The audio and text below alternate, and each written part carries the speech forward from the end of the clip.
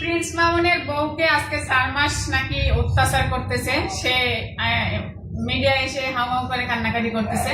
আসলে অনেক অত্যাচার করছে, মারধর করছে, 4 মাস নাকি কন্টিনিউ তার সাথে এরকম করতেছে। আসল কথা এইগুলো আমি মানে ততটা বিশ্বাস করি নাই। যখন তার কথাটা পুরোপুরি বিশ্বাস করলাম তখন যখন দেখলাম ওই টোকাই মামুন হচ্ছে মানে আব্বা খাচ্ছে, ঠিক আছে, আব্বা খাচ্ছে। এই ভিডিওটা যখন দেখলাম তখন মনে হলো যে না, ওই মোহনা মেয়েটা যা বলছে সবই সত্যি।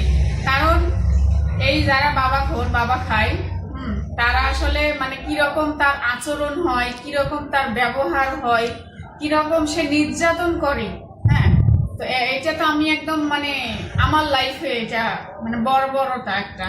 তো তখন মনে হলো যখনই মোহনা ওই ভিডিওটা দেখাইলো যে অলরেডি সে খাচ্ছে, হ্যাঁ, সে ওই বাবা খাচ্ছে, তো তখনই মনে হলো যে এই মেয়েটা যা বলতেছে সবই সত্যি। কারণ একজন ওই আব্বাখরের যে কেমন নির্যাতন করে, কেমন আচরণ করে, তার যে ভাষাগুলা কিরকম হয়, আর দিন শেষে সে একদম লয়াল, মানে দিন শেষে সেই লয়াল। আর ওই যারা আছে তারা হচ্ছে সবাই খারাপ, সেই লয়াল, তার মতো লয়াল আর নাই এইরকম। তো ইদানিং দেখতেছি ওই টোকাইও আইসে ওরকম লয়াল সাজতেছে, সে লয়াল। আসলে আরেকজনের সবাই বলতেছে যে মামুনের চেহারা আগে কি সুন্দর আপেলের মতো ছিল আর এখন এমন হয়েছে।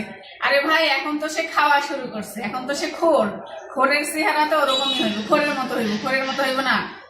তো যখনই আমি ওই টোকাইয়ের ওগুলা খাওয়ার ভিডিওটা দেখলাম, মানে নিজের কলিজার ভিতরে খালি সত করে উঠলো। যে এই জিনিসটা যে খাচ্ছে এর আর কোনো নিস্তার নাই, তার মানে ওর লাইফ ধ্বংস। হ্যাঁ, এ কারো কাছে গায়ে শান্তি পাবে না, অথবা কাউকেই শান্তিতে রাখতে পারবে না, ঠিক আছে, তারা ধ্বংস। সেটা তো আমি নিজেই প্রমাণ। তো এখনো কেন জানি মানে এই জিনিসটা মানে কেউ খাক না কেন, যে কেউ খাক না কেন, মানে দেখলেই কেন জানি আমার কলিজার ভিতরটা মুসর দিয়ে ওঠে, ঠিক আছে।